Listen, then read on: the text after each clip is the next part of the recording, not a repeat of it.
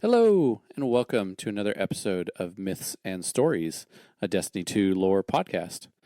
Today we are continuing our, I have a hard time calling it history of the Vex. Coverage of the Vex, I guess, would be a better term here. But yeah, the history of the Vex as it relates to us, the Guardian. If you missed our first episode of how Vex work and time travel and all that stuff, definitely go check that one out.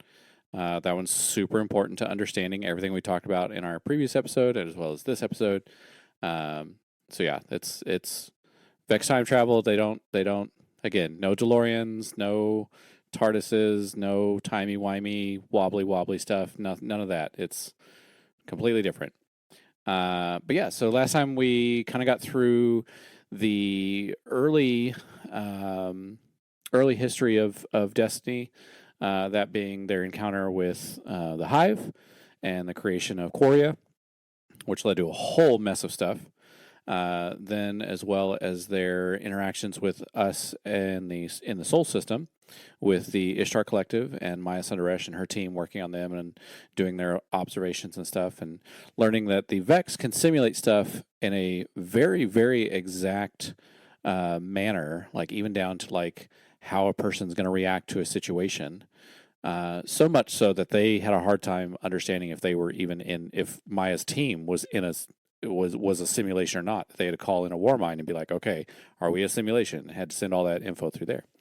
Well, then they did what scientists do best and took that info and said, well, if you're observing us, that means there's that many copies of us out there that are able to observe back and report back. So they sent all their little copies, jumped off the cliff into the Vex network, and have whooshed away into network land.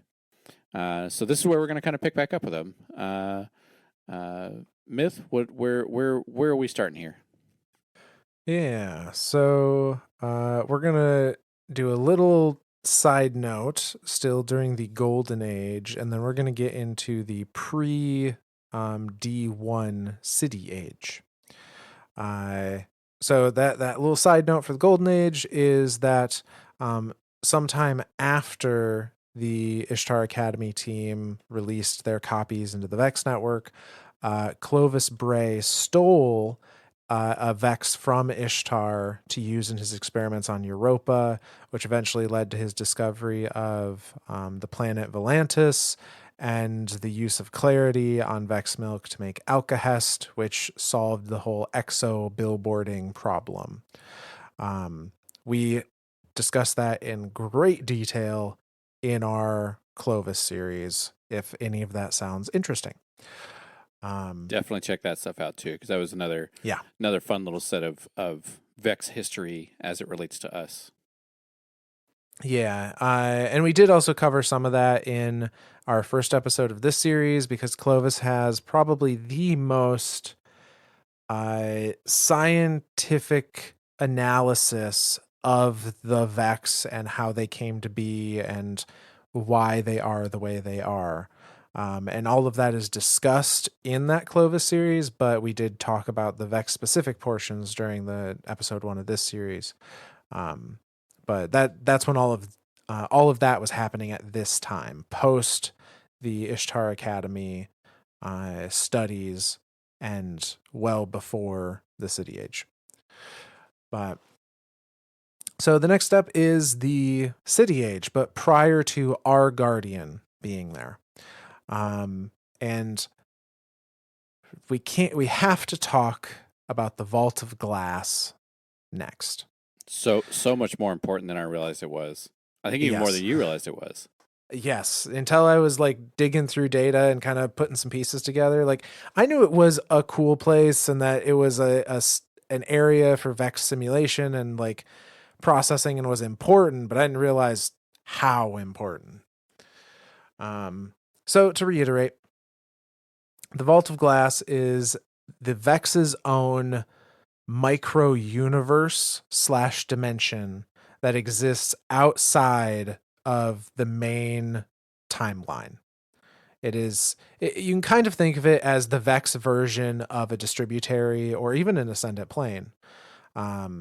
It's their own little pocket universe that they have presumably built or they have decided the rules for.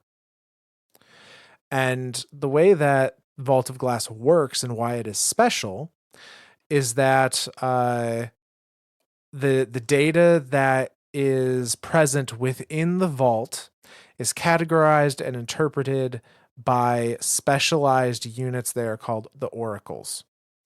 The oracles then flag things within the Vault of Glass for deletion, and the Templar takes those requests and uses its negation to erase that data's existence from the Vault of Glass pocket universe.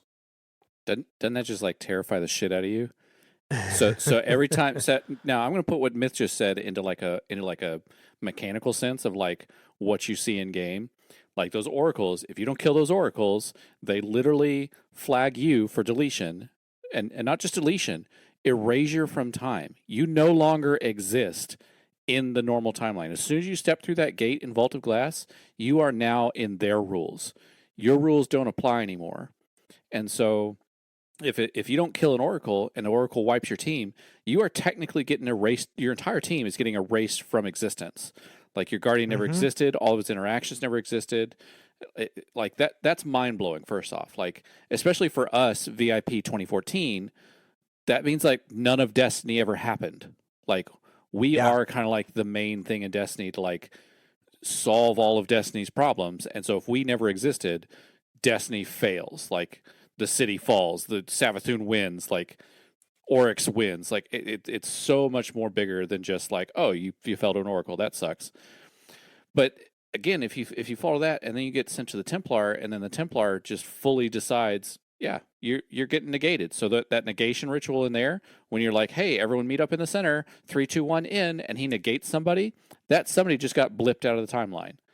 And the only reason you're even able to res in there is because of paracausality. That's the only thing saving you inside the Vault of Glass is paracausality. And the only reason that paracausality exists in the Vault of Glass is because of the very first fire team that went there. I love this. I love this. I'm so excited. I have tons of theories with this fire team. Yeah. So we are going to start our talks with the Vault of Glass. Now that you've got a little kind of synopsis of how the vault works, and we talked a little bit about that in episode 1 as well. Now let's talk about the fire team that braved the Vault of Glass. So the main driving force behind the formation of this fire team is a Titan by the name of Kabr. Now, Kabr participated previously in the Great Hunt with Pananin and Praedyth. And that was the hunt for the Ahamkara, which we also have an episode about. After the hunt, he, for some reason, became obsessed with the Vex and the Vault. Perhaps as a side effect of Praedyth's wish during the hunt to fight forever. I was going to ask. I know during the hunt that was the wish that was made. But I couldn't remember which of the fire team made that fight. Praedyth was the one that made the wish, but we know that Praedyth ends up where he ends up because of Kabr. So maybe his wish affected multiple people, kind of thing. Could be. But so Kabr is obsessed with the vault, and sometime after the Great Hunt, he opened the Vault of Glass with 2 other unknown guardians.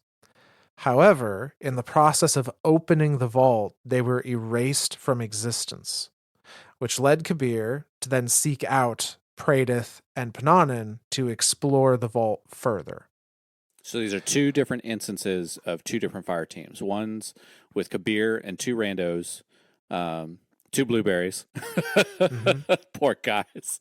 They didn't even know. He's just sitting in the tower, just inviting people. Like, hey, I need to go on this trip. You want to come with? And these blueberries are like, I've never heard of the Vault of Glass. What's that? And he's like, well, let me tell you about it. And then they show up and get erased from time. You're like, huh? Guess I did this on my own.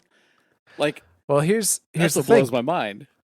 Because they were from erased with time, prior to that, they may not have been blueberries. They could have been his best friends. Oh They my could have been God. other people on the Great Hunt with Pananin and Praedyth and him, This could have but been they like just a don't exist this anymore. could have been a full like 6-man fire team, It could have been. but these two guys they're unknown now because they are like, how do we even know that two guys went with him? That's what's like mind blowing about this whole thing with the Vault of Glass is like erasure from time is a mind blowing concept, and it's super neat. The only reason that we believe/know that other people helped him open it is because it's not possible to open it alone. You have to have three people. There are three different plates you have to stand on. Can't stand on a single plate by yourself, or you can't stand on all three plates by yourself. Otherwise, the Yeah. Soul Praetoriate.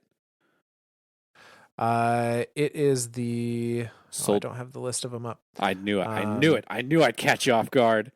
Yeah, I should have had them up. It is going. So the Soul Collective is all of them. It is the Hazen Protective that protects the Vault of Glass. So those are the ones that like as you're standing on the plates, if you step off it and they come and reclaim it, those are the ones that are reclaiming those plates. Yeah, they're specifically the ones that are outside the Vault of Glass protecting it. Is the Hazen Protective. Gotcha.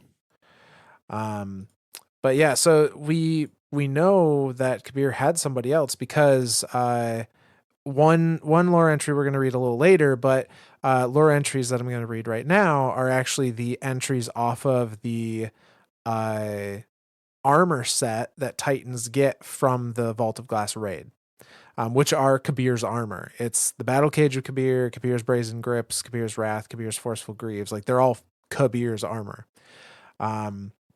And the flavor text on those, they don't have a lore card, but the flavor text for those pieces put together says, Kabr fought the Vex alone, but somehow they didn't kill him. He consumed their technology like fire, fashioning armor from their remains. In the aftermath, he became obsessed with the machines. So, Kabr fought the Vex alone, but somehow they didn't kill him. For some Vex reason. Because he wasn't really alone. He wasn't really alone. And we have more evidence that points to that later on. But so Kabr, opens the vault, finds Pananin and Praedyth, these other members that he was in the Great Hunt with. And so they enter the vault together. Now, they were woefully unprepared for the Vault of Glass, and they were quickly overwhelmed. And the thing to remember about the inside of the Vault of Glass is, like I said before, this is a micro universe. This is a micro dimension of the Vex's design. The Vex have no way to understand paracausality. Therefore, the light and or dark could not exist in this micro dimension if they're the ones that made it, because they don't know how, like they don't have a concept for creating light or dark. So when they stepped into the Vault of Glass originally, by all accounts, their light was cut off. They had no means to access paracausal powers in the vault because they didn't exist in this universe. That's just terrifying. That's a little bit. That's all there is to it. That is terrifying. So they're woefully unprepared. We don't know a ton about what exactly happened and the skirm. Like we don't know. Oh, they had this fight here and they had this fight here, kind of thing. All we know is that they entered and Pananin ran, and Kabr and Praedyth were trapped. So Pananin escaped. And we'll talk about what they did afterwards, but Kabr and Praedyth are trapped in the vault. And Kabr had grafted this armor from the Vex bodies. And when it says he consumed their technology like fire, he literally consumed an oracle. He drank an oracle. Bold move, which buddy. yeah. We call you Titans crayon eaters. That's not. Apparently, you'll also eat oracles. That's a bold. I don't know. That's a I bold don't know if thing. that's the Like right choice, but freaking oracle drinkers. So he drank an oracle, drinking the radiolaria. So it's assimilating him with the Vex from the inside out at this point. Ooh. But his final act, as he's changing into this Vex, is to use what light he brought in with him. What light is stored in his body or in his ghost, latently, and now this new Vex transformation to form himself or form a piece of himself into something to help the next people that venture into the vault. And that is known as the Aegis. The little relic shield you pick up. That's what's left of Kabr. That is what is left of Kabr. I like to think of it as like Kabr. And again, this could just be like me coming up with a random theory or a random like storyline thing for my own amusement. I always think of this as like Kabr is the Templar. That's what Kabr eventually transforms into. And because Vex work the way they work, and this is a whole pocket universe for them, he like that is why the Aegis works against the Templar. Is it's able to pierce the Templar's shield using whatever stored light was in there, because that's what's left of Kabr. That's probably not true at all or anything like that. I just like that little like theory of like the Templar is Kabr, or like the Vex that Kabr turned into, and everything that was left of Vex of Kabir's light is what was poured into that Aegis and allows you to defeat the Templar with it. It's a fun idea. There is no basis in fact for it. None whatsoever. Just my cute little actually, like, oh, this would be neat. Yeah, we will see some indications of other things that may have happened to Kabr. But yeah, not only did Kabr, like not only is the Aegis a vestige of Kabir's light, what he left behind, it also merged Vex tech with light and made light part of this pocket universe. Like it gave a loophole to the light to allow it to exist here. Which is why that helps explain so much stuff. Yeah, which is why when our guardians enter the vault, like we have all of our abilities in the ways that we expect to, because he's kind of punched a hole in their pocket dimension to let the light come through to help us as we are, going through the vault. But he has he left a message as well, and this is from the Relic, the Aegis Grimoire card from Destiny 1. And on it says this: "These are the last words of Kabr the Legionless. I have destroyed myself to do this. They have taken my ghost. They are in my blood and brain. But now there is hope. I have made a wound in the vault. I have pierced it and let in the light. Bathe in it and be cleansed. Look to it and understand. From my own light and from the thinking flesh of the Vex, I have made a shield. The shield is your deliverance. It will break the unbreakable. It will change your fate. Bind yourself to the shield. Bind yourself to me. And if you abandon your purpose, let the Vex consume you as it consumed me. And now it is done. If I speak again, I am not Kabr." And that's the end of that. Dude, I again, in my head, Kabr is the Templar. But wouldn't that be super cool if there was a Kabr in there? Like if you came across a Kabr and then like, unless if you read that lore card, like you had no idea, like why is this thing attacking me? Like that'd be awesome. So through the creation of the Aegis, he has offered a way for light to exist in the Vault of Glass, by making the Aegis kind of the how it funnels in and then eventually to us. Um,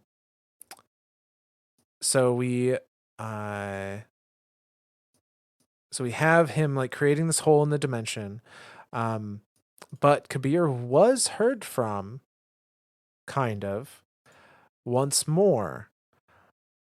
We see in the Curse of Osiris, actually, Kabir gives us a message and gives an explanation on how the Vex see light and dark. And this is from Kabir's Glass Aegis, which is a ship from Curse of Osiris. And the lore card on it goes like this. While joined, glass, sky. Return, impossible. Case present, return vestigial. Vault, Aegis, awakened, infinite. The case of future, return, inevitable. Light, truth, dark. If the wardens see the bright as death, and the thinkers equate black with end, then their design is not malevolent, it is survival. She is wrong. There is no evil there, is no despise there, is no separation there, is harmony inside if you allow it. It was not done. I speak again and was wrong. I am still him, and I am now them, and that is the future. And that's the end of that card. This is like trying to read computer code. Kinda, yeah. It's what it feels like. But like what he's saying here is that the portions of this text where it's like us, them, or like is are. These are two different things that are happening. One, Kabir is merged with the Vex, which means he's also part of the Vex network. So for all intents and purposes, he is a Vex now. Yeah. What type of if we were to believe that this message is a new message from him, then there is still some type of semblance of him left in the Vex network. That's the we them thing. It's the machine itself is fighting with itself to say us as the Vex and then them as the Vex, as Kabir pointing to them. Then there's the is our thing. That's the whole thing with the time travel stuff. Because the past is the present is the future, all of that is all the same to the Vex. They can't definitively use what would you call that? I can't remember there's an English term for the past, present, and future. Participles, is that right? Tense. Thank you. Wow. Yeah. It's like the other day I forgot the word for episode. We had to restart the recording a couple times. So they don't have a frame of reference for tense because they can't. There is no past tense to them. There is no future tense to them. There is no present tense to them. Everything is all the same time. So that's the machine fighting with itself, giving that is our thing. But this is also there's kind of like a little hidden message in here, right? Yeah, so there's a couple little interesting messages here. So the first one, and it's hard to denote verbally. I would recommend looking this card up to kind of see how it's laid out. But they kind of have in that computer code way, they have like case past, return, parenthesis, impossible. Kabir can never return to his past. Like Kabir will never return as he was. Right. Case present, return, vestigial, and then it lists vault, Aegis, awakened, infinite. in the present, at any given moment in the present, Kabir exists vestigially as the Aegis in the vault. Uh, in the case future, return is inevitable. And then it says light, truth, dark. So it seems like they're indicating that sometime in the future, it's inevitable that Kabir will return. But Kabir the person or Kabir the shield? Well, and I think that's what it is it's they're either talking about light and dark, or light as like the paracausal power that goes through the shield, or they're Sure. talking about Kabir as the person, and it's unclear which one. I'd guess if I were to take an educated guess, I would err on the side of the shield and the light from the shield, because again, thinking of the Vex, they've assimilated him, like he is them for all intents and purposes. But then of course there is that like one little inkling of like, well, this whole message is like him fighting with them, Right. trying to prove that he is still in existence. But from him leaving a message earlier saying, "If I speak again, it's not me." But then like in the later part of this message or this reading, it says like, I was wrong. Yes. So yeah, so that little bit, so it says there being the Vex, there slash our desire is not malevolent, it is survival. She is slash was wrong. There is no evil. There is no despise. There is no separation. She being who? She being the Exo Stranger. Oh. Because the Exo Stranger has a statement in Destiny 1 where she says the Vex are so evil they disregard other evil. Gotcha. And this is Kabir saying, no, she's wrong. There is no evil. They are not acting out of malevolence. It's just survival. They are God, what phrase you can, perpetuating the pattern. Yep. That's all they care about. Survive. Yep. There is no good or evil because they don't see anything as a good or evil. There is no moral high ground. There's no morality at all. It's just survive. Oh my God, dude. How the hell did you connect that one phrase with that? Like, that's kind of cool. Like, I never even realized that that's what those two are connecting to, but that's amazing. Yeah. I won't take credit for that. That was something that I saw in one of the articles talking about this ship, that someone else had made that connection. That's fucking cool. One but line, it one is, little, it's really cool. one little blip of a line, and then the Vex to hear that, because again, the Vex have tons of simulations, so they had to have at one point in time simulated something similar to this, so they would have heard that speech given to us, and then turn around and be like, no, that's still not correct. We're just trying to survive. That's awesome. And Kabir here is like, it was not done. I speak again and was wrong. I am still him and I am now them. And that is the future. So this seems to indicate that Kabir is truly believing that like assimilation into the Vex is the inevitable end to everything. Because that was kind of like my future. question on that. Like, is he saying here that he's kind of accepting his fate of like, and again, fate's the whole like thing revolving around this, right? Like guardians make their own fate. But is he saying that he has accepted his fate as like, I am now part of the Vex. This is the way it was always supposed to be, because the Vex are the final. I'm going to put final shape in quotations because that's a whole nother theory, crazy set of theories going on there. But like, because the Vex are the final shape of the universe, of being like, that's all there is because that's all there ever will be. Or is he saying like, I'm still here, like there's a part of my consciousness still active here that is able to send thoughts, that is still fighting with the Vex on a consciousness level? I think he's saying that I think it's a little bit of both. I think it's a little bit of like being the harbinger of the Vex, like the Vex are the end to everything. And it's not, and he's saying like, I was wrong. It's not bad. It's harmonious. Yeah. You know? Yeah. But then at the same time, he is, he still has some kind of vestige of himself, where he can refer to himself as I.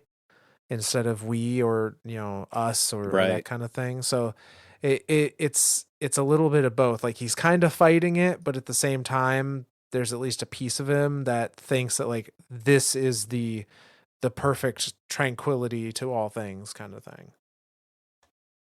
That's still scary as shit. You're not wrong. Not wrong. Uh, but that's technically the last time we've heard from Kabir. Was in Curse of Osiris with that.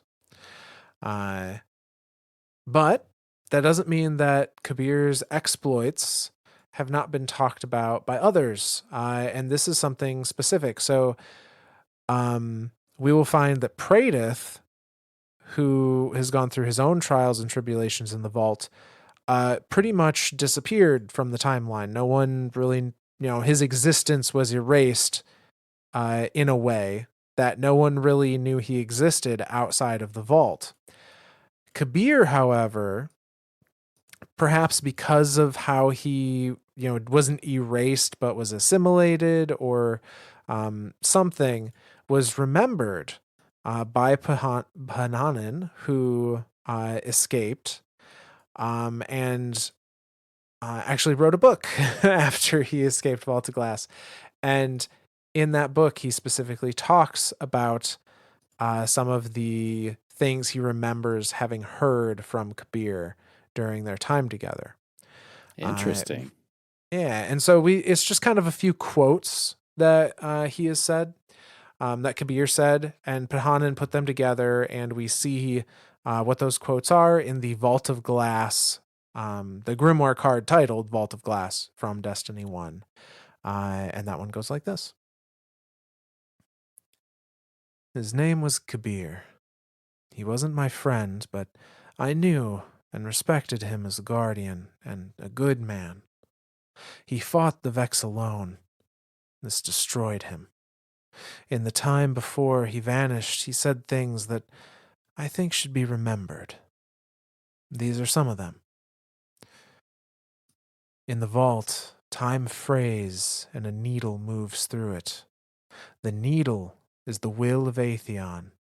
I do not know the name of the shape that comes after the needle. No one can open the vault alone. I opened the vault. There was no one with me, but I was not alone. This one, unfortunately, debunks your Templar theory. You will meet the Templar in a place that is a time before or after stars. The stars will move around you and mark you and sing to you, and they will decide if you are real. I drank of them, and it tasted like the sea. And that's the end of that one. Sad face. Sad face. I don't know. I'm still going with it. So yeah, so like, and this, the two things to kind of take from this, the part where like the vault can't be opened alone. You cannot physically, because the outside of the vault is part of our physical universe. It still holds all those properties. So because it requires a 3-man team, at least a 3-man team, one guarding each plate, he could not have opened it alone. But because the other two were erased from time, he doesn't know how he did it alone. He just knows that something else was there. And then kind of moving forward, the whole the stars, that's what he's talking about, the oracles. He drank of the stars, he drank of the oracles, they taste like the sea of Vex milk. And then again, kind of explaining how the oracles and the Templar work together to erase things from time. The oracles mark you, now you're marked for erasure. The Templar goes through and says, okay, yep, these things are not supposed to be here, negate them. Boop, does his negation thing, wiped from the timelines. Yep. So Hanan remembered enough about Kabir to write these things down and at least spread his name around to those that would listen. But he also kind of went a little nuts, didn't he? He went a little nuts. So the other thing Pahanan is known for is they are the inventor of the SGA, or Super Good Advice machine gun, which is a sentient weapon. And Pahanan made this because they were afraid of being alone after Vault of Glass. I couldn't find anywhere this is specifically stated, so maybe it's just fan theory, but I think the idea was he always wanted something to observe him because he was afraid if someone wasn't observing him to confirm he was there, that like he would just poof out of existence. Like he would be I erased at mean, any moment. that's the whole Vault of Glass. So pretty sound theory there. Yeah. Um, Yeah, but so the super good advice lore card or grimoire from D1 backs this up a little bit, and it says this. This machine gun's incredible mechanism hints at the wonders of Golden Age technology. Smart rounds report their trajectories to the weapon, and a microtransmat protocol recalls missed shots directly to the magazine. Engineers decry the idea that all smart systems spontaneously develop personalities and awareness, but it seems undeniable that super good advice manifests personality, memory, and a certain sass. The truth may lie in the weapon's connection to the legendary hunter Pananen, who witnessed the fall of Kabr and became terrified of traveling alone. That's the end of that card. Yeah, I think it. I think he did. I think he did it specifically so he could have something in this physical universe that could observe him, and therefore because something is observing him, he will be remembered, or maybe he can't be erased from time. I don't know. Like, yeah, I like that theory. No, interestingly enough, Hunter Pananen, who witnessed the fall of Kabr, no mention of Praedyth in there. Right. Again, Praedyth he doesn't exist as far as anyone on the normal timeline is concerned.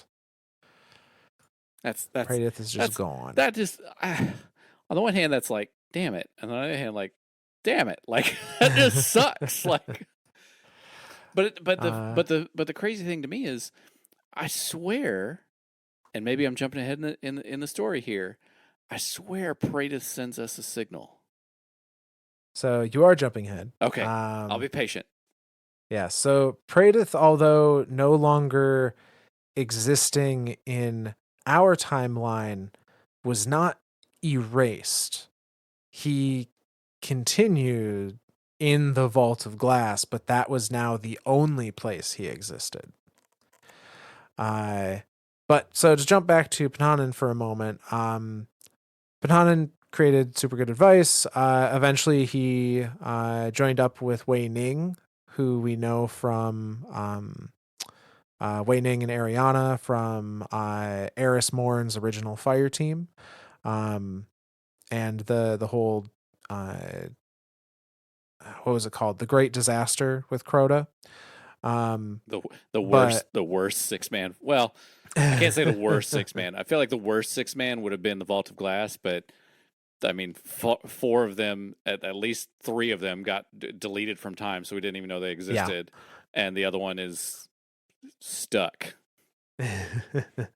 Yeah. So, but Pahanan met up with Wei Ning and Ariana and was with them for a while before eventually falling victim to Dredgen Yor in the Crucible, which we talked about in our Dredgen series.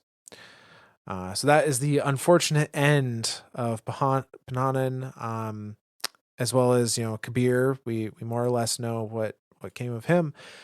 But what about Praedyth? What happened to Praedyth? Because I've got a sniper, like, yep, the good little sniper with his wee wind wounds. Yeah. So Praedyth did not assimilate with the Vex the same way that Kabr did, but he became trapped in the Vault of Glass and was removed from time outside of the Vault of Glass. So all record of him was erased. And while he was trapped in the vault, Praedyth describes himself as being in a cell, in like a prison cell, that appears to be set adrift on all of space and time that the Vex have ever seen or simulated. And he starts to keep record of some of the things he's seeing by nature of voice recordings to his ghost, who is still alive and with him in this space. Though would probably still have access to the light in some way because Kabr has now made his sacrifice to allow light into this universe. But apparently not enough to, do anything about breaking out of this place. So Pradith is in this cell set adrift, and he starts to record what he's seeing. And so we're going to go through some of those recordings. The first recording, and all of these, by the way, come to us from the flavor text of quest logs. And the first quest is called Blood in the Garden. And the recording with it says, "The black garden sprawls before me. It twists and shifts, almost too fast to follow. Sometimes grounded on Mars, sometimes somewhere else. Through its twisting passages lurches his hulking construct, called forth by the faith of the soul progeny. The groundskeeper keeps them safe." And that's the end of that recording. Remind me again who the soul progeny was.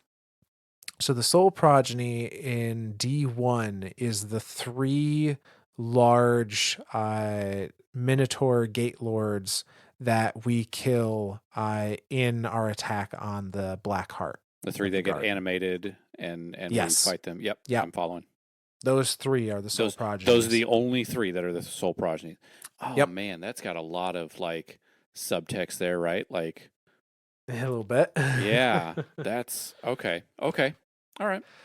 He does mention Mars, and he does. I'm curious about that. I know that I can't say the entrance to the Black Garden because we already know of a second one on the moon. But it's interesting that everyone always thinks of the garden as being on Mars, but this isn't necessarily true because even when we enter the garden the first time with our ghost back in D1, they're like, I don't know where this is. So the garden operates similarly to the Vault of Glass in that it is its own space. It is its own little pocket dimension. Okay. It is as much on Mars as the Vault of Glass is on Venus. Okay. There's a way to access it there. Gotcha. But as soon as you access it, you're in another dimension. So it's like you're no longer anywhere. You're not on Mars. You're not on Venus. You're not on the moon. You're nowhere. You're right. just blipped. Right. So Kabr, through his in his cell as it's floating through space-time, sees the Black Garden and sees the soul progeny in the garden, and presumably saw the Black Heart or where it would be. Sure. He continues in flavor text for a quest titled Approach the Black Garden. And it says, "The roles of the Vex, their purpose, their drive. I can't understand it. Won't understand. Didn't understand. But still, they do what they do. The world minds of the collective, passing instructions across time." That's the end of that one. So just reiterating what we talked about in episode 1, where Vex are communicating with all other Vex at every point in time, at any given moment.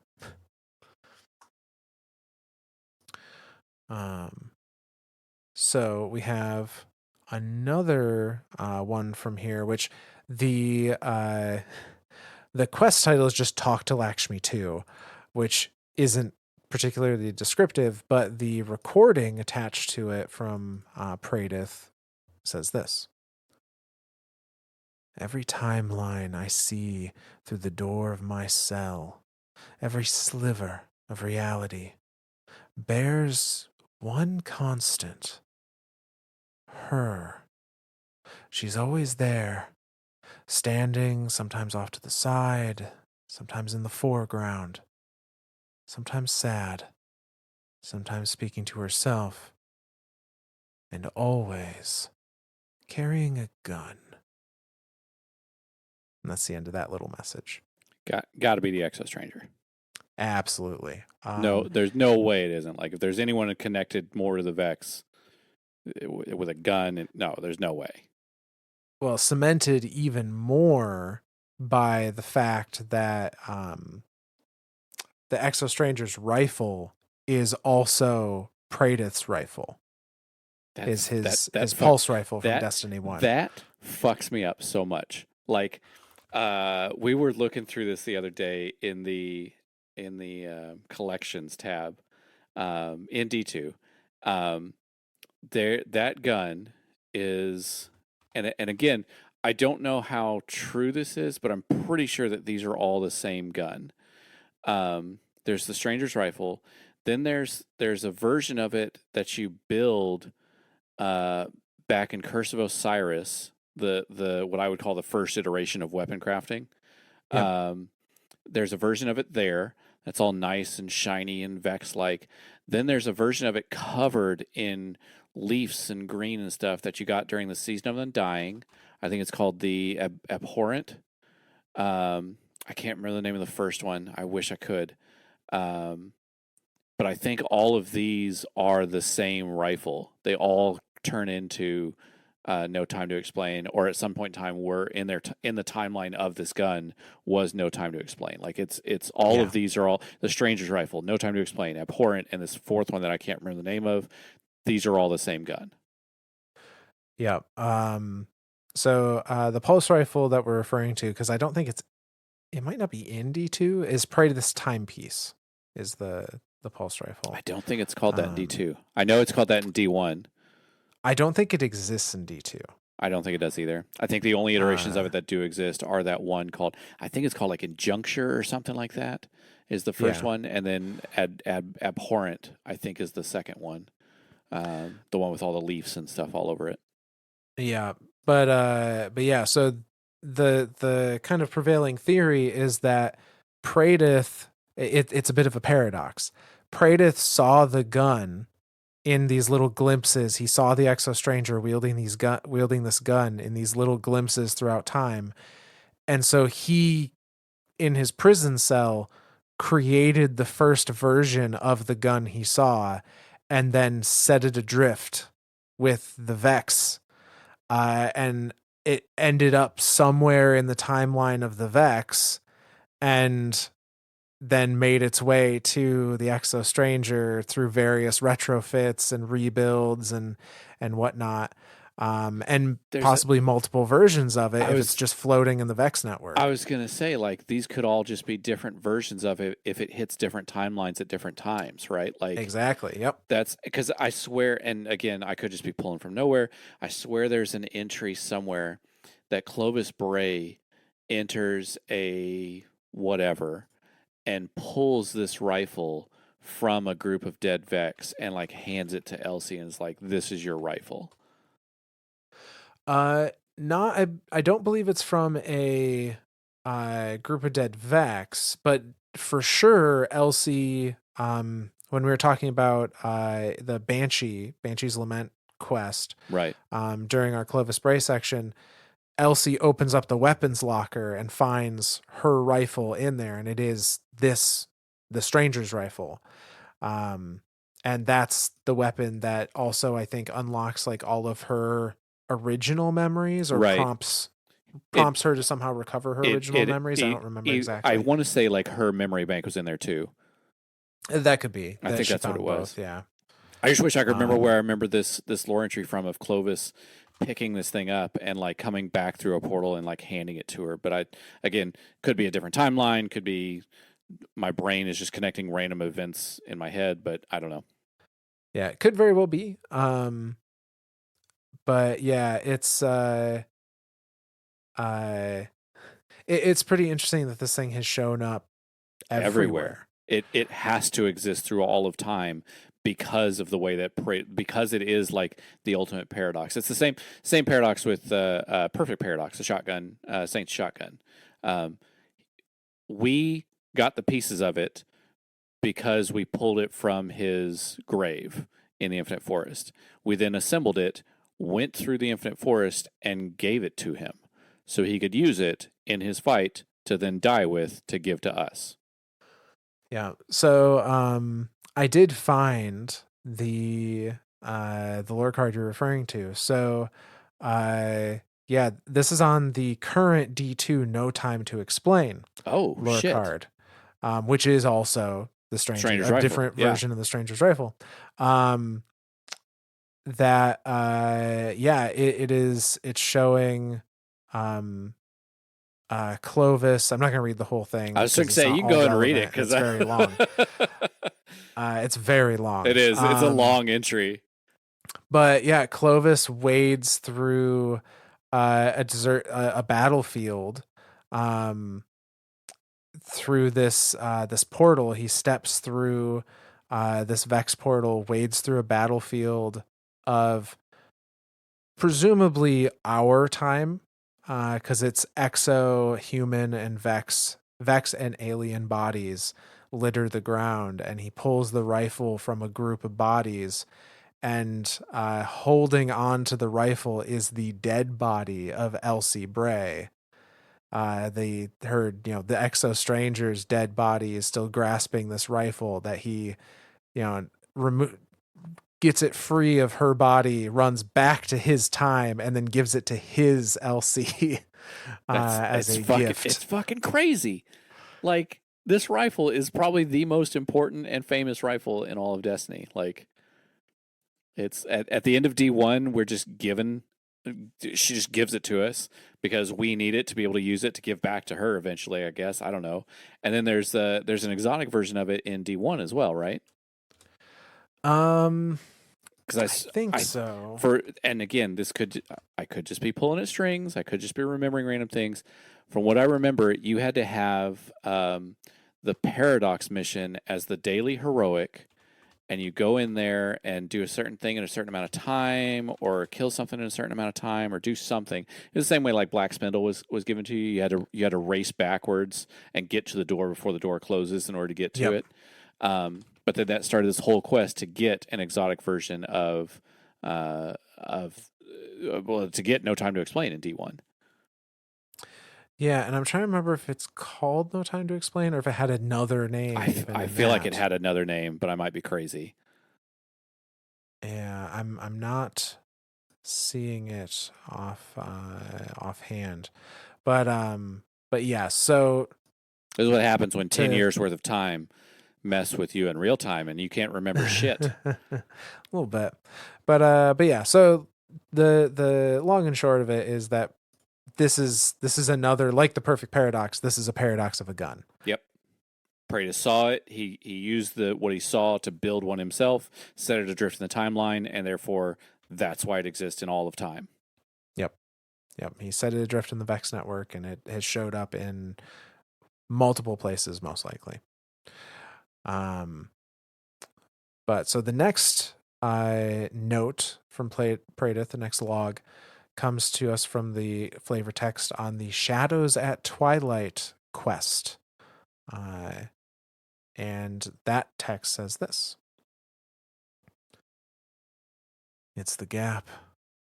Twilight gap. Just like in the historical archives. All laid out before me. But it's dark. Shadowed. There's some kind of presence hanging over the area. It's sentient. Some kind of mind. I can feel it watching me. There are pools of light sprinkled about, like jewels in the night. And as fast as it's there, it's gone. And so am I. And that's the end of that one. So he's just seeing like another blip of time? Another blip of time. Or another time possibility. And that's another thing, because he's in the Vex network, he's not only seeing the timeline. He's also seeing every simulated version of the timeline that the Vex have ever thought to simulate. Because remember, inside the vault, like all these timelines are sent to Atheon, and then he decides which ones need to be focused on and Yep. whatnot. Yep. So the next note from Pradith comes to us from the flavor text of a quest called the Simulation Core. And that text says this: I saw darkness, but not in the abstract, not like the speaker talks about it. Real flesh and blood darkness standing before me.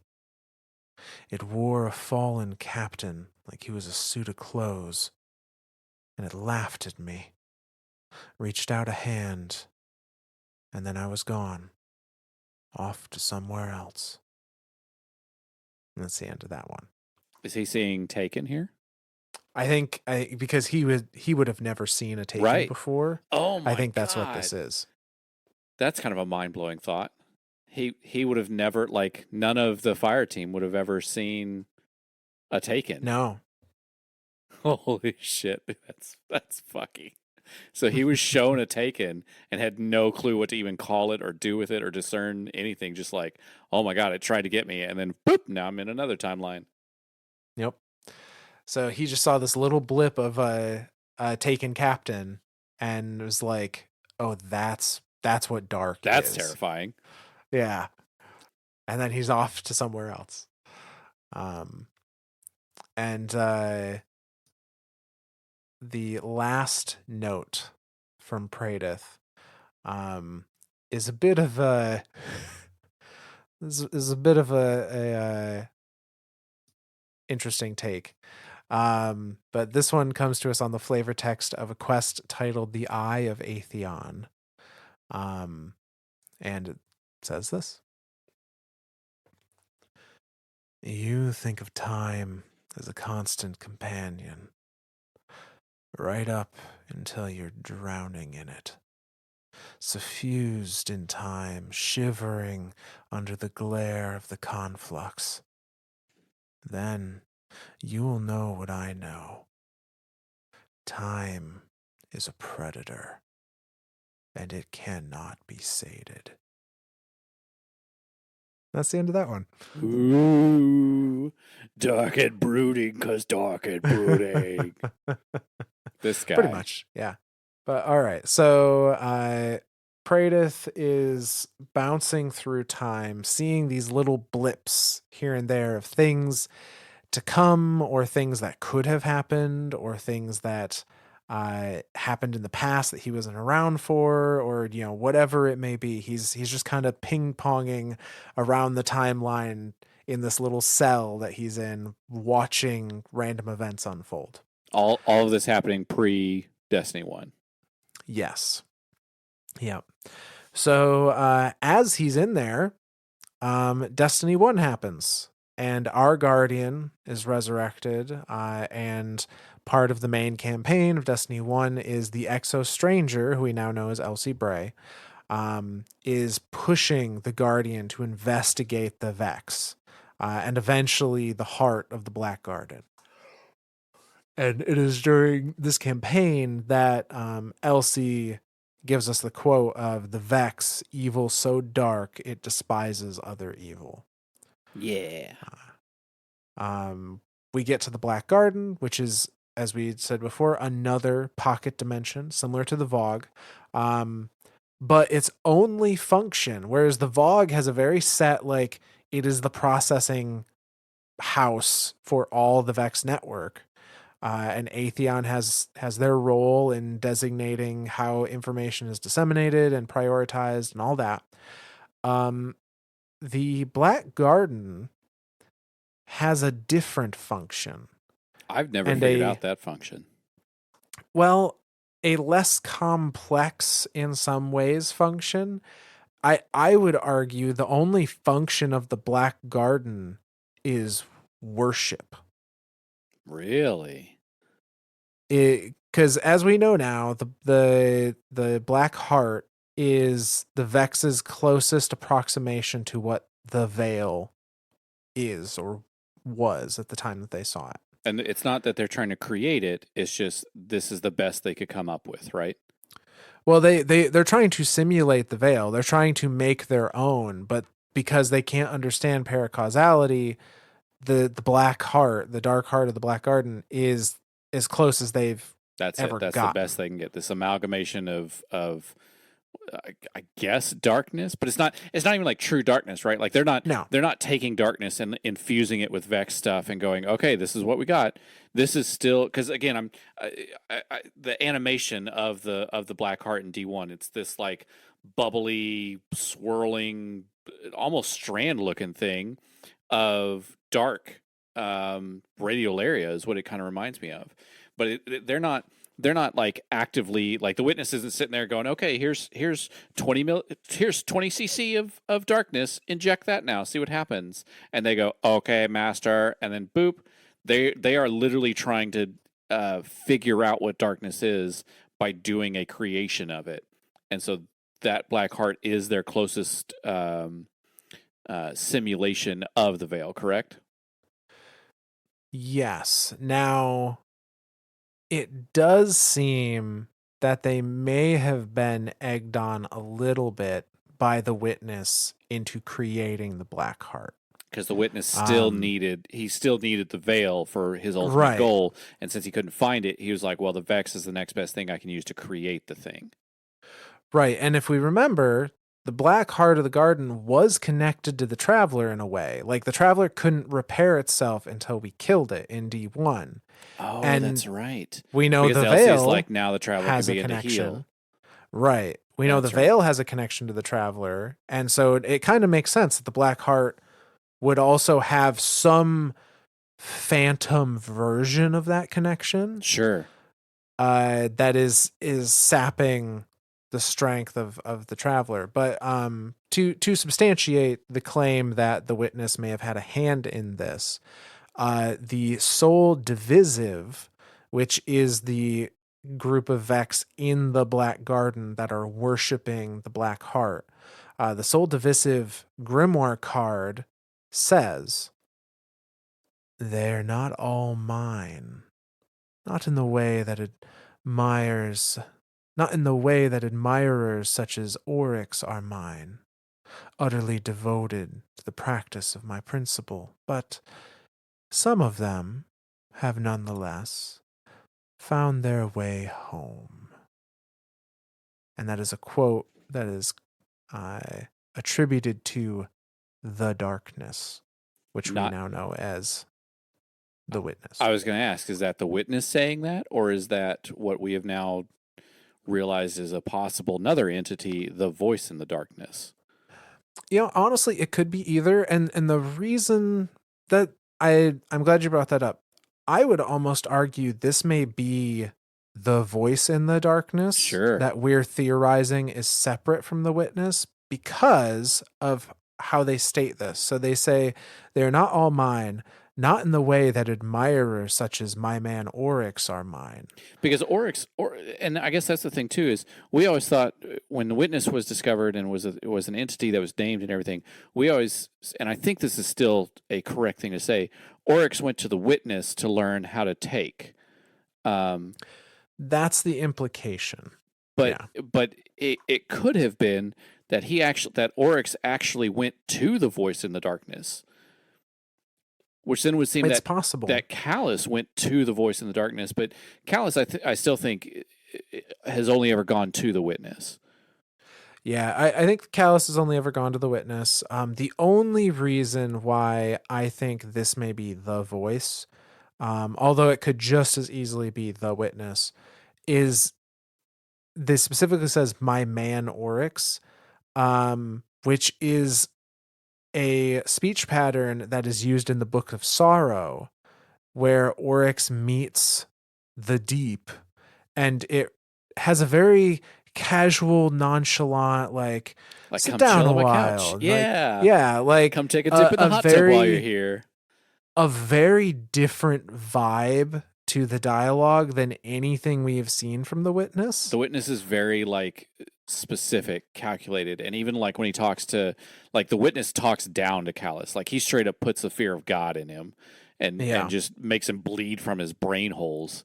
Um, so yeah, I don't think now again that could just be the witness likes Oryx more than he likes Callus, maybe I don't know, but Yeah. I think there's a little bit of just a little bit of truth here that this could be the voice in the darkness, and that voice is a more I don't know, maybe more comfortable with Oryx because Oryx is just doing what he wants to do. He's doing everything for the darkness. He doesn't. The witness seems to want to like make themselves a god, is what it Yeah. seems. Whereas Oryx is just like I'm going to do what the darkness wants, and if it just so happens to coincide with what I want to do, but I'm not trying to like become a god. I will be a god, and that's cool, but that's not like my main.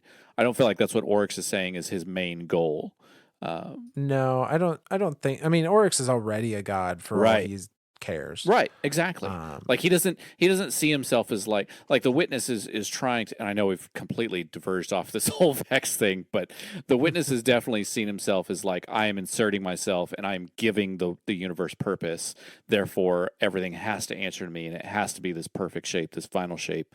And Oryx is just like, yeah, I'm here. I've become a god. I eat worlds. I can take now. I'm everything. I'm the best that I can be. yeah. Yeah. But so there's some indication that maybe there's a guiding hand with the soul divisive, um, which are the specifically only they're the only ones in the Black Garden, and they seem to have prioritized worship of the Dark Heart over their other objective of propagate the pattern.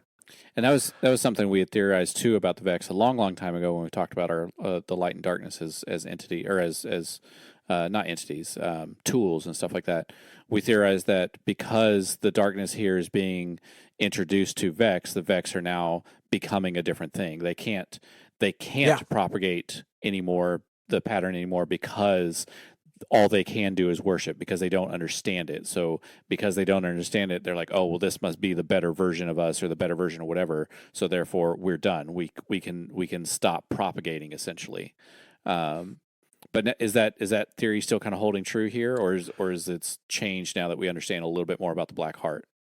No, I think it's absolutely that they were worshiping it because they didn't have I think they're absolutely worshiping it. It's hard to say whether they're worshiping it because they received some kind of directive from an outside source, witness, voice in the dark, whatever it may be, uh, or if they came to the conclusion of we don't understand this, therefore it is greater than us, and worshiping it leads to our survival more than us trying to assimilate it. Sure. And that just happened to also help, this outside party, this dark entity. It's like all these things So, just happen unclear. because of happenstance, right? Like the Vex just so happened. Well, I say just so happened to be in our universe, but the Vex were the closest thing that the witness could use to create a veil to do what the witness wanted to do. Granted, that would have taken millions and billions and trillions of years, which is why he needed a pocket universe for it to be done in, to have this Black Garden, to have this perfect space to do that in. Just so happens to align with what the darkness wants of whatever the fuck the darkness wants. Yeah. And I'm curious here again, trying to play through hierarchies in my head of like, hey, Atheon is like the head of all Vex, but they're a collective mind, so he's not really the head of all Vex. He's just the most important Vex. Do you remember the name of the final boss in Garden of Salvation? Oh, and Garden of Salvation? Because that's again, Um, I'm jumping ahead, Myth, but I'm going to do it here for a second. Garden of Salvation is the same as the Black Garden, right? These are the same places, correct? It's the same location, yes. Okay. Uh, Is that final boss like the Atheon of the Black Garden? yes. Like he's like the main thing that everything for the Black Garden, the idea of create the Black Heart, create a copy of the veil, every piece of that information, anything that helps propagate that information, or not even helps propagate that information, anything that has to deal with that information has to go through that specific I can't remember what we called him, construct. Um, Yeah, his official title is just the Sanctified Mind. okay, okay. So yeah, but every piece of information that deals. But again, the Black Garden is the Black Garden still part of the Vex network? I'm assuming it is. Um, Like, could it it interact is. with the Vault of Glass? Could it interact with the Infinite Forest? With all these other Vex things? It's kind of unclear. I almost think it can't.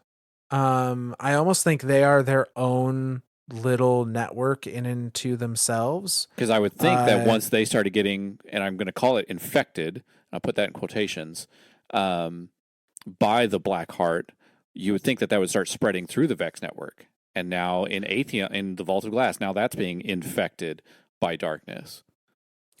and I don't, and it might be a case where, well, I think it is mentioned, and I cannot for the life of me find it. It is mentioned that the other Vex are scared of the soul divisive. So maybe they're And I starting to do, that's why they're starting to learn how to quarantine. I think that's exactly what they've done. I think they have cut off the divisive from the main network. Um, and the divisive is already in its own little pocket dimension. Yeah. So like, So it's like there now it's quarantine, it's outside of everything, like don't touch it. Like they you have Daddy Atheon running around like don't touch that. Do not you see that hole over there? Do not put your finger in it. Don't do it. And he's just sitting there like wagging his finger at all the little hydras and stuff. Yeah, yeah. that's what I think is happening here. So to digress a bit, Black Garden, another pocket dimension similar to Vogue. Its function is worship of the Black Heart or theorizing. Um, the Guardian, that in D1 fights their way through the Mars portal into the Garden, and destroys the heart, as well as the soul progeny. Therefore, so we're removing by doing this, we're removing the Garden from a pocket dimension and putting it squarely in our time. Like Like, that's the thing of the ending of D1. Like knowing now what we know about the Black Heart, that point in time has so much significance to the entirety of the Destiny universe. it does. Like Yeah. we're destroying a copy of the Veil. We're kind of like breaking the Vex free of their worship of it. But now that like that opens a whole nother can of worms there. Um, I guess they could go back to propagating, but then they're like, no, you took away the thing that like solved the equation for us. What the fucks? Now they're just pissed.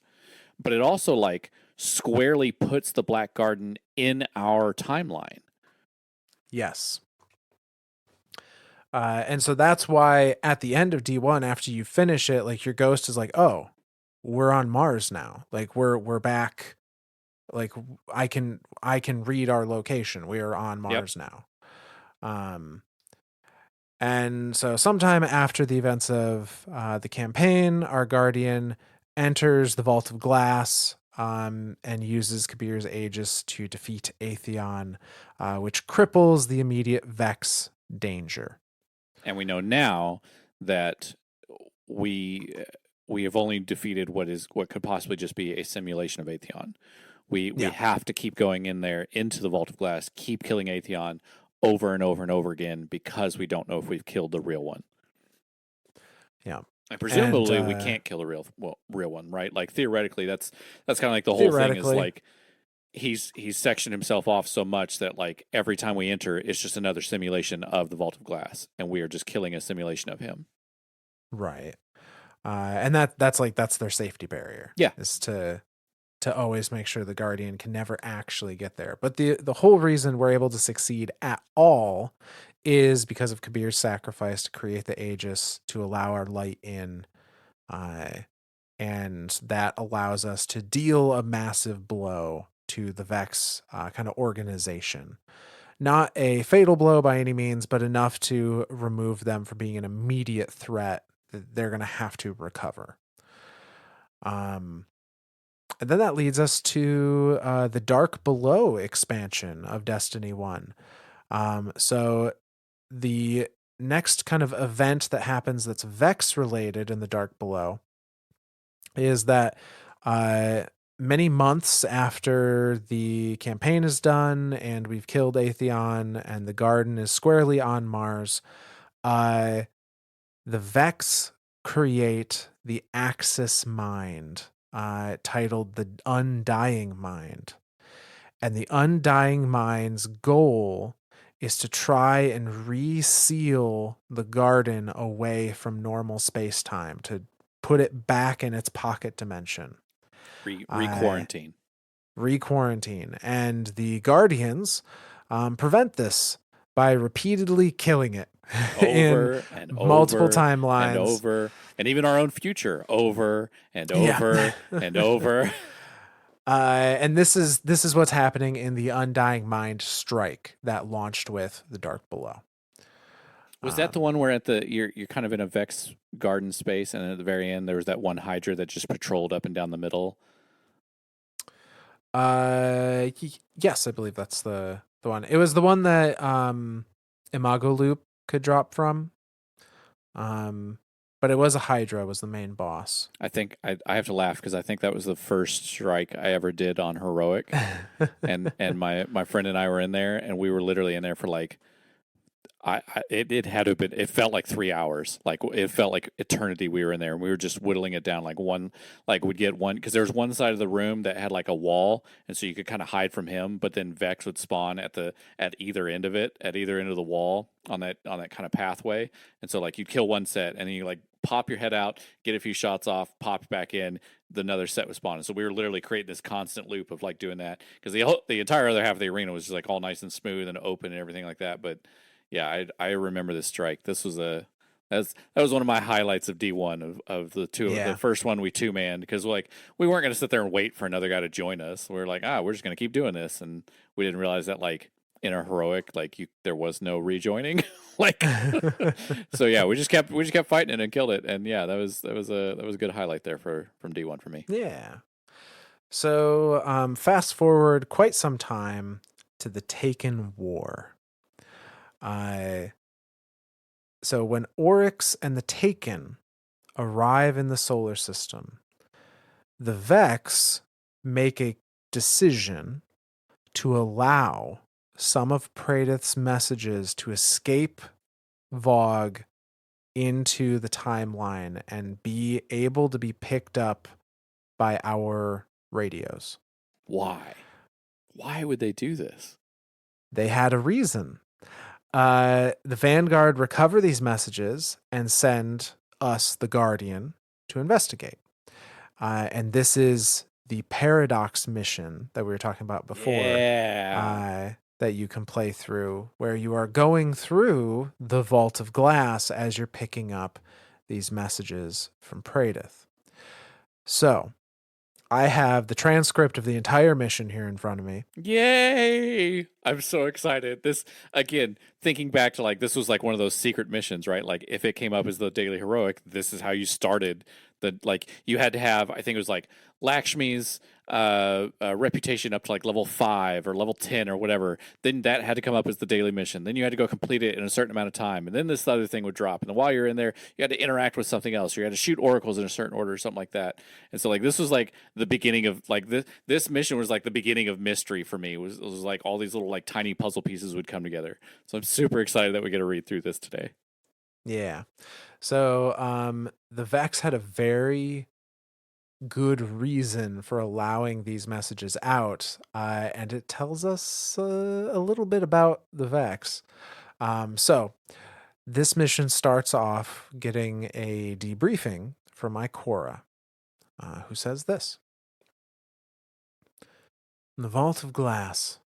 It is one of the Vanguard's greatest triumphs. The destruction of time's conflux. A victory over the Vex collective mind.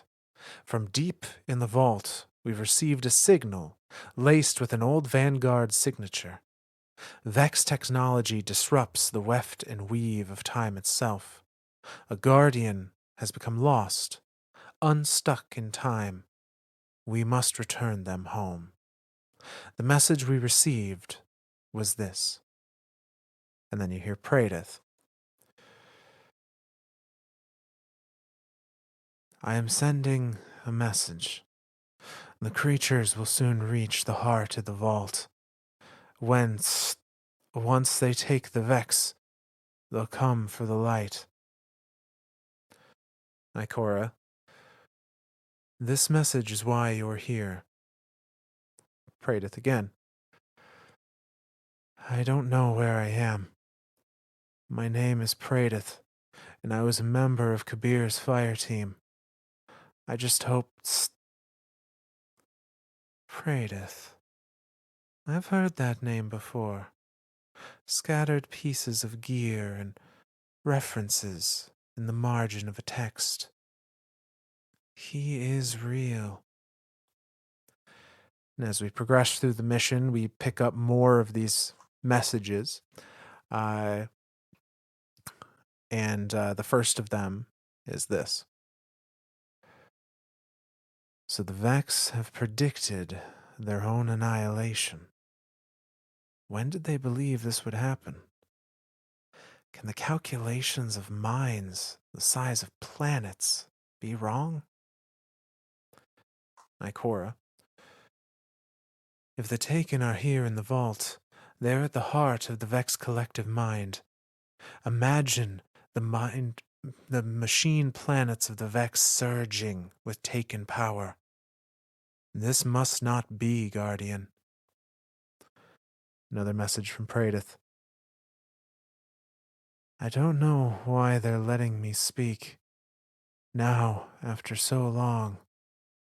But if anyone is listening, I came into the vault with 2 others. Kabr was intense sometimes, and Pahanan was always talking to himself. But they don't deserve this. No one does. Our Guardian continues to travel, gets to the Templar's Well, and then the Gorgon's Labyrinth, and collects the next message, which has Prateth saying this. I had a friend back at the tower. She used to say, Prateth, there's always room in the mind for hope. It's the crack that lets the light in. The Vex have no hope, no imagination, no drive, no fear. All they have is the pattern. Everything must fit. And if it can be made to fit, good. And if it can't, it gets cut away. Guardian continues through the mission, discovers that a Hydra, a taken Hydra, is blocking the rest of the transmissions. And so we destroy it, and then we pick up some additional messages. The taken Hydra isn't Coria, right? No, it's called the Blighted Mind. Okay, so it's just because the Taken have perverted this space and they've started taking things. Yeah.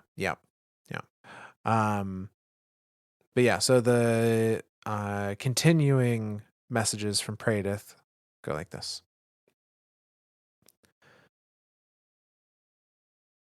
They think this is the end of them, a path with no escape.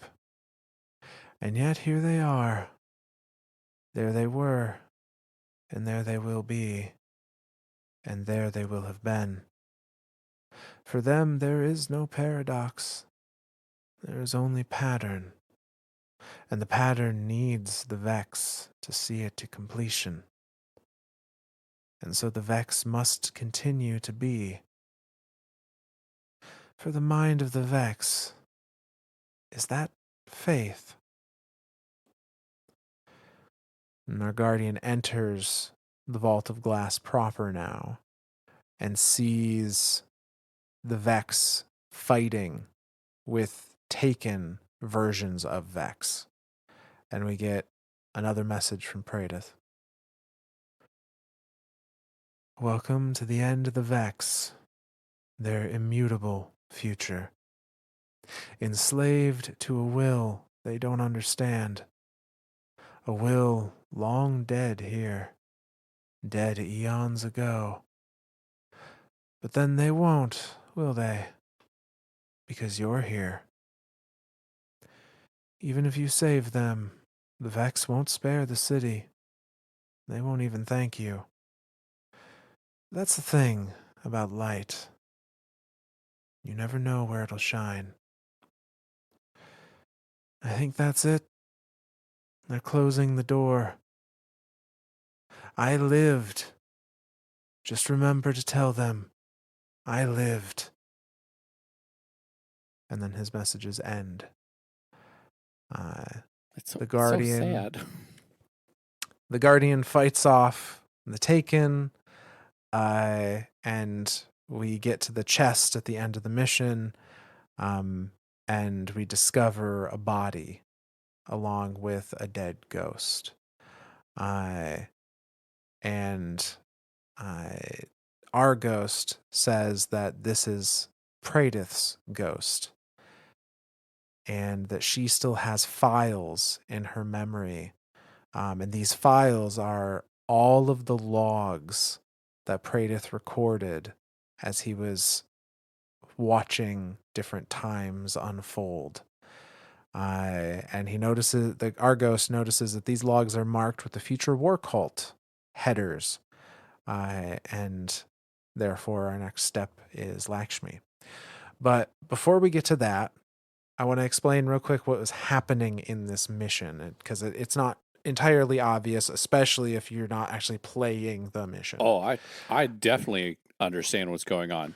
The Vex asked us for help. Yes. The Vex are exactly getting what it was. deleted, and they're asked that the only way for them to fucking make it stop is to ask us for help. And Yep. he explains it at the end, like, they're not going to spare the city. They don't care. They just don't want, like, they've gone through all the calculations and realized the only way to stop paracausality is with paracausality. Therefore, let's invite the guy in here who defeated one of our Atheons and have him defeat it. Yep. That's mind blowing. The Vex asked us for help and we acquiesced. Only because we didn't realize we were acquiescing, and they still don't give a shit about us. They are still like, okay, thanks for solving this. We'll see you when you're Vex next time. Well, and I don't know that we just did it because we didn't know, but like it would have been real bad if the Vex collective became entirely taken. I mean, I guess that's the like, is that such a bad thing? I mean, I would think so, because that puts the entire Vex collective at the will and mercy of whoever can control the Taken. And therefore, all the Vex at the beginning of time, at the end of time, that ever have been, that ever will be, that are now all take. Oh fuck. Yeah. All right. Yeah, that might be a little bit more important than I realized there. So yeah, the Vex have done their simulations and have concluded this is the end of our species, we die, for lack of a better term. This is the bad part of the equation. This is survival failed. Yeah, this is an extinction event for the Vex. And they would then just become entirely taken, and Vex would not exist anymore. And so, yeah, their way of asking us for help is allowing Pradith's messages to get out, to draw us in, to kill the things that are going to erase them. That's crazy. That's crazy. But I mean, it worked. Like, we thought we were saving Pradith, and then we get to the end, we find his ghost, like, okay, and then we can find all these files of him being trapped here for eternity, and then like, okay, then we take it home, and we still don't even really truly realize what we just did there. Like, we helped the Vex not die, but I guess kind of for the greater good. Kinda, yeah. But where am I drawing this card? Or again, it could just be a crazy memory of Pradith mentioning Maya Sundaresh. So you are not crazy. I am crazy, but not for this reason. Not for this reason. That is going to, I'll tell you right now, that will be next episode. Oh, dang it. I keep jumping ahead in the timeline. Yeah. Hey, I'm Vex. But I'm understanding Vex. Time is time. What do you call that? Time is not linear? Non-linear. There you go. But so we have this ghost, Pradith's ghost, with all these future war cult coded files on it.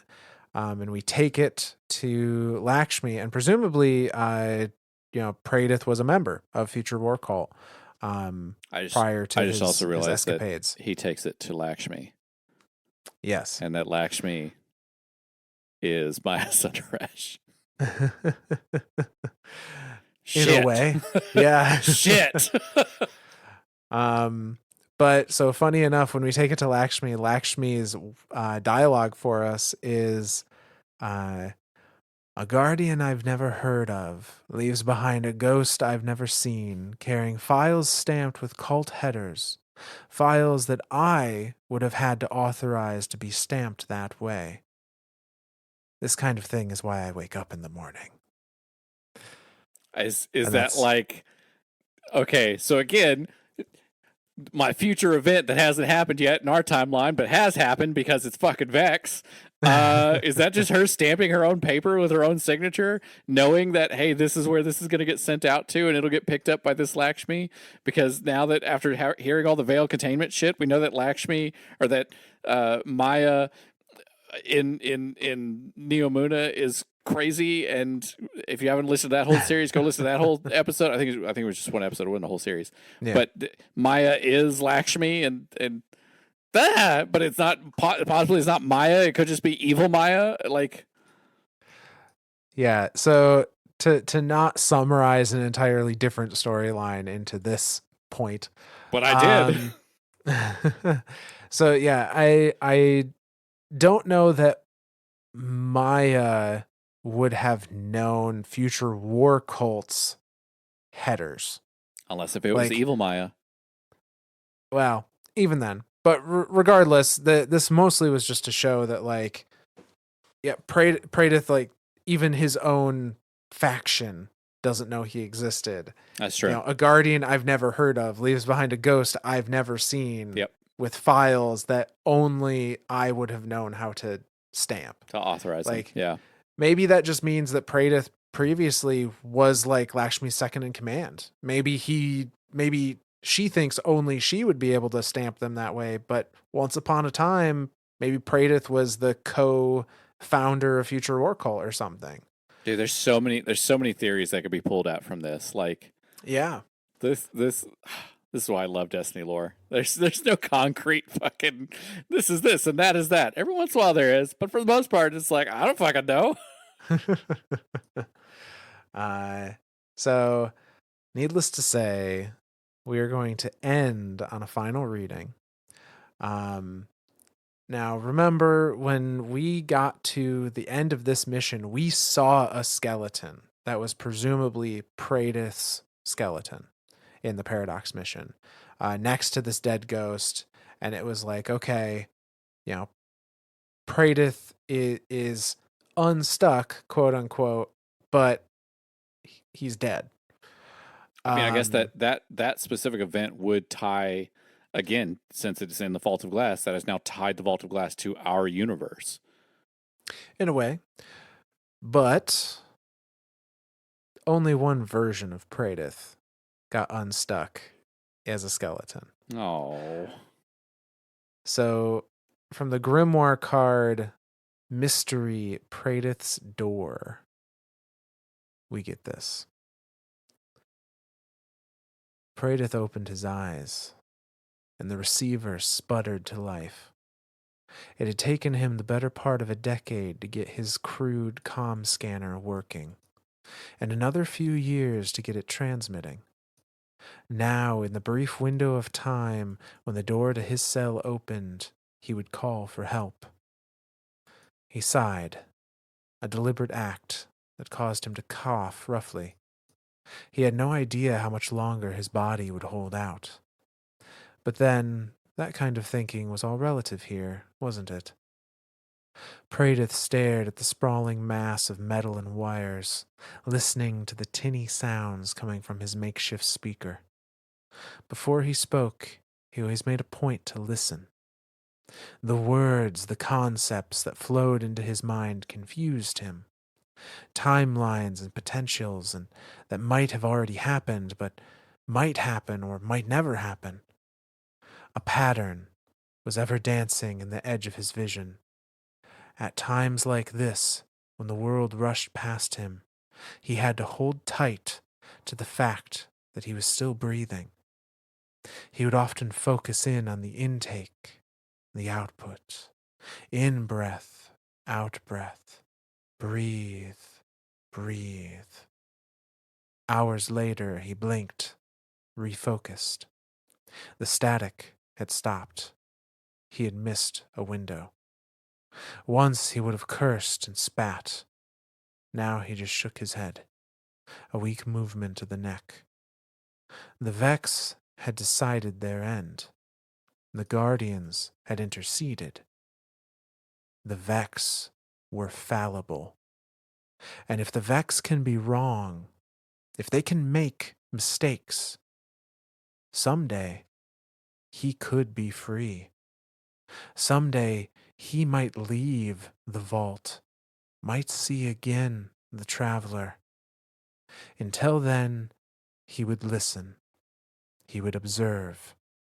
He would be the man on the outside looking in, a viewpoint into the consciousness of minds that spanned galaxies. He would try to understand the Vex. And once again, Praedyth closed his eyes. And that's the end of that one. Oh. Oh. That's sad. So Praedyth is still in there, but he now has this thing to hold on to. The Vex are fallible. The Vex can be wrong. They can make a mistake, which means they're defeatable. Yes. Like that's the ultimate, like, the solution to the Vex is they are defeatable because they can make mistakes, because and again, I don't know how much of a mistake it was, because again, like, the Taken is paracausality, right? Like that's the other half of our coin here is I mean, we kind of play the whole coin now, but light and Yeah. dark, right? Like, taking the ability to take something is the power of the deep. That is a darkness power. So because of that, it is paracausality, and therefore the Vex can't simulate it. And so as soon as the Vex see, oh shit, it's in our network, it's in our prime housing, right? Because the vault of glass is like that's everything to the Vex. Like, the vault of glass is where all timelines converge. That's where all bits of time data has to go through to get to Atheon, so he can sort it and prioritize it and say, this is what we need to focus on, this is where we need to focus forces, this is where we need to start building, this is where we need to start doing whatever. If that gets taken, now there's nothing for the Vex. They have nothing now. Like, they don't know what to do anymore.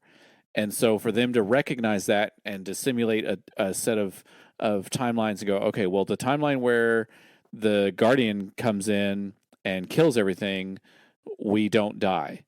Like, we don't win, but winning is a relative term here. Like, we will always, and again, they know this as a 99.9% true statement. The Vex will always win. The Vex will always, and again, winning is a relative term here. The Vex will always survive. The Vex will always be the final thing in existence in this universe, because it has to be.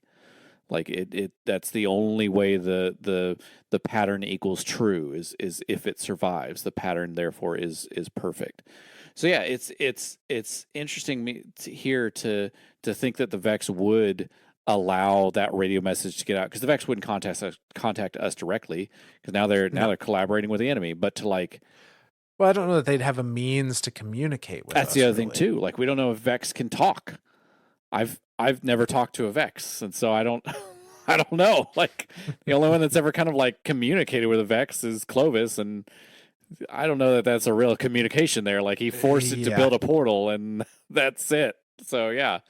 Yeah, no, that's well, and I think it's an interesting idea. So I think what Praedyth was talking about in some of the messages in Paradox. So he's saying, yes, the Vex cannot understand paracausality. They cannot simulate the Taken. They can simulate the effects of the Taken, though. Sure. And the effects are, our network is completely taken over. we no longer exist. This is an extinction event. Because they are paracausal, they have no way to simulate against it. They have no defense. There is no simulation in which this is not an extinction event. Oh yeah, this is a And 100% extinction. and because they also can't simulate the light, the Vex didn't have a way to simulate the outcome of our guardian coming into the fold. Like they had no way to calculate whether that would Oh. do anything or not, whether Yeah. that would save them or not. And so that's what Pradith was saying. Like, is that the Vex having faith? Is that the Taking Vex a guess. making a guess? Yeah. Holy shit. I didn't even think of it that way because they really couldn't. If they can't simulate dark, they can't simulate light either.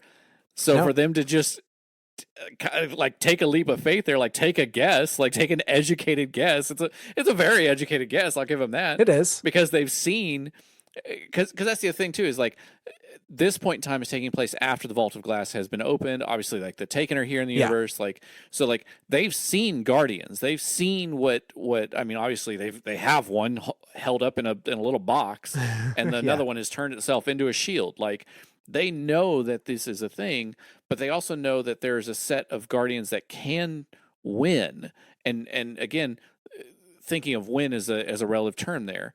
They don't even care that the Guardians win. They don't care that Guardians beat Atheon. Like that's just a point of data to them. At the end of the day, they're winning. And again, I keep using that word because I can't think of a better word for it.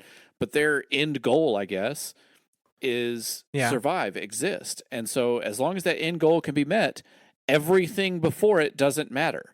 It doesn't matter if we win 40 battles against them. It doesn't matter if we destroy the entire Black Garden and the entire Vault of Glass and the entire Infinite Forest. They don't care if at the end of the day, at one of those timelines, they survive and they are the final thing to exist in the universe. That is a end goal complete statement to them. Therefore, that will happen. They will allow things like that to happen. But to not even be able to simulate the light, like they're taking a complete wild guess here as to can the Guardian defeat it? Like we don't even know if the Guardian can defeat it. Like we're it's a pretty educated guess, a pretty good educated guess to say that hey, there's paracausality in here, and therefore we'll use the opposite of that. Because again, the fact that they're inviting, and I put that in quotations, the Guardian who has light powers and not inviting the darkness in, like they and the another thing to point out. During the Paradox mission, the Vex are non-hostile to you. Yeah, they're all neutral. I remember that. They do not attack the player unless the player attacks them first. Yep. And again, they're just observing. They're doing what Vex would. They're doing the perfect thing that Vex do. They are creating a condition and observing, and then taking that data and reinserting it into the machine and saying, now what? God, Vex are so much cooler than I give them credit for. I really like them now, and I can't kill them now. Well, they certainly don't have any, cutesy history or ulterior motives that would prevent you from, taking one out. Like you're not even really killing them. They're all just simulations. Yeah. It's all a game, man. It's all a game. But fourth wall, you're breaking the fourth wall. With that, we are that's the end of the episode for this point in our Vex series. We will continue with some additional readings on what happens to Pradith after this, and then the Vex as a whole going into Destiny 2. Yeah. Okay. Well, and hopefully we'll explain some more about Salvation, Garden of Salvation. Well, yeah, that would be part of Destiny 2. I would hope so. Because I still have tons of questions about that. Like, that's all. But again, that's a whole nother can of worms. Do we have any shout-outs tonight? We don't have any shout-outs tonight. That is mostly an a byproduct of us recording pretty much back-to-back episodes this time around because I am otherwise engaged during our normal recording time, so you can blame me. But That's so okay. no shouts. I still love you. Well, I appreciate that. Ha ha! I snuck it into an episode. So no shout outs tonight. But if you like what you heard and you want to support us in some way, leaving a review on your platform of choice goes a long way. If you feel strongly enough and you want to leave a text review, even better. Or if you want to reach out to us, you can reach us on Twitter at Myths and Stories Z instead of an S. And you may hear yourself as a future shout out. Yeah. Well, I'm just going to thank the Vex as a whole. Y'all are crazy. Like y'all are great. You're perfect. We now know you're infallible.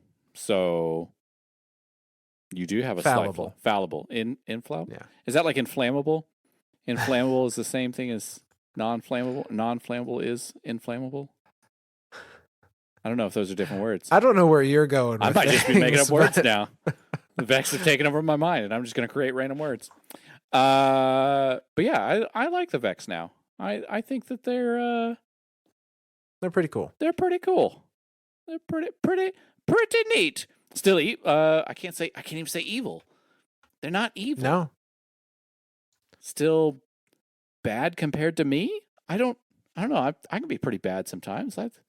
I mean, they still want to kill you. This is true. Like, This is true. they are still a threat to life as we know it. So, although maybe not evil in the like has evil intentions, Threat to existence. they're still bad. I like that. They're still Like, bad. Still a threat. Still a threat. Not Yeah, still a threat. Because again, if you think of calling them bad, now we're creating a morality issue about it. But now they are still a threat. Therefore, threat to my survival is not a good thing to me because I have dubbed it morality. I'm